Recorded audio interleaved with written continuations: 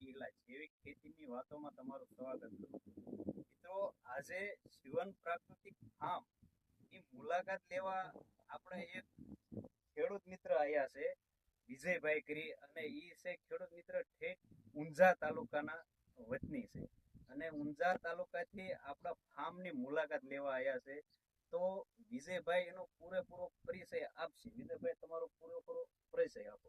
તો મારું નામ વિજય ઠાકોર છે ને હું ઊંઝા તાલુકાના ભવાનીપુરા ગામથી આવ્યો છું. બરાબર. મેં તમારા અવારનવાર વિડીયો જોયા હતા યુટ્યુબ ઉપર, તમારી ચેનલ ઉપર, જેમાં મગફળીનું એવું સારું રિઝલ્ટ તમે લીધેલું છે. તે જોઈને હું રૂબરૂ મુલાકાતે આવ્યો, જોઈને બહુ સારું લાગ્યું. તો વિજયભાઈ, મેં ગયા વર્ષ જે આ મગફળી ગિરનાર ચાર છે, આપણે આ મગફળી વણે ગિરનાર ચાર જ આમાં વાવેતર કરેલું છે, અને ગયા વર્ષે આપણે ગિરનાર ચાર જ મગફળી વાવેતર હતું. જો ગિરનાર ચાર નું ઉત્પાદન બહુ સારું વિજયભાઈ આવે છે. એટલે તમે ગયા વર્ષનો વિડીયો યુટ્યુબમાં જોયો હોય છે, અને આપણે ગયા વર્ષે ઉત્પાદન લીધેલું છે. આપણે વીઘે 45 થી 48 મણનો ઉતારો લીધેલો છે વિજયભાઈ. હવે આ વર્ષે મગફળી કેટલી થાય છે એ આગળ જે ઓપનર હાલ છે ત્યારે આપણે આનું રિઝલ્ટ બતાવી. ગયા વર્ષે તમારે કેટલી થઈ હતી આમાં? ગયા વર્ષે વિજયભાઈ આ મગફળી આપણે એક વીઘે 45 થી 48 મણનો ઉતારો લીધેલો છે. કારણ કે 4 મણનું વાવેતર હતું ગયા વર્ષે, અને આપણે 185 મણનો ઉતારો લીધેલો છે. એટલે વીઘે હું એવું માનું છું 45 થી 48 મણ જેવું થાય. ને બીજું આમાંથી તમે શું કહેવાય, તેલ ને પણ તમે જાતે પ્રોડક્શન કરો છો ને? હા વિજયભાઈ, તેલ મેં જાતે તેલનું પ્રોડક્શન કર્યું છે, અને મેં 4200 રૂપિયાના ભાવનો ડબ્બો વેચેલો છે.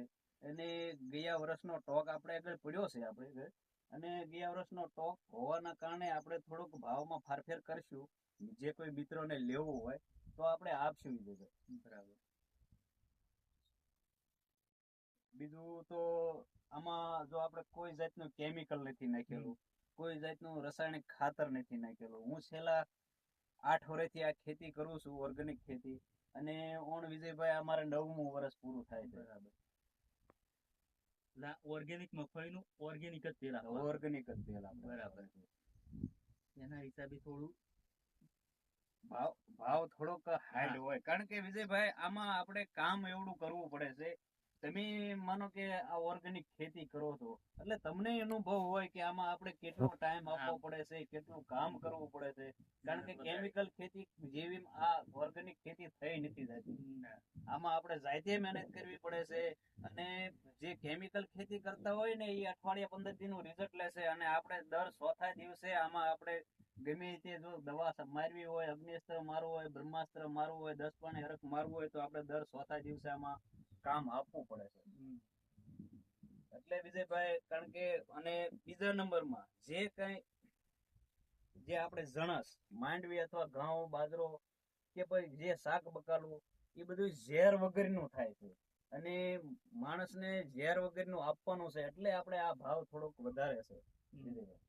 હવે બીજું વિજયભાઈ, તમારે થોડુંક જે કઈ પૂછવું હોય તો મને પૂછી શકો છો, કારણ કે તમે મારો ઠેઠ ઊંઝાથી જે મારા ફાર્મની મુલાકાત લેવા આવ્યા હો, તમને અનુભવ ન હોય તો થોડુંક મને પૂછી શકો છો. હું તમને જે મારા પૂરતો નોલેજ હશે એટલું હું તમને આપીશ. બરોબર છે? પેલા તો મારે આ મગફળી વિશે પૂછવું છે. આ મગફળી કઈ કીધી તમે? જે ગિરનાર ચાર. ગિરનાર ચાર. બરાબર. તો આ કેટલા દિવસમાં તૈયાર થાય? આ 115 દિવસમાં તૈયાર થાય વિજયભાઈ. ખેંચી લો, છોડો ખેંચી લો એટલે તમને સુયા જે કઈ હોય એ સુયા, જે આ રહ્યા ને આ સુયા છે, અને આ એના પોપટા હાલ બેહવા મંડી ગયા છે. આ સુયા એના નાગરા છે વિજયભાઈ. બરોબર છે? અત્યારે કેટલા દિવસની? અત્યારે આ મગફળી 16 જૂને વાવેલી છે આ મગફળી. એટલે એમ માનો ને હજી 2 મહિનાની પૂરી નથી થઈ.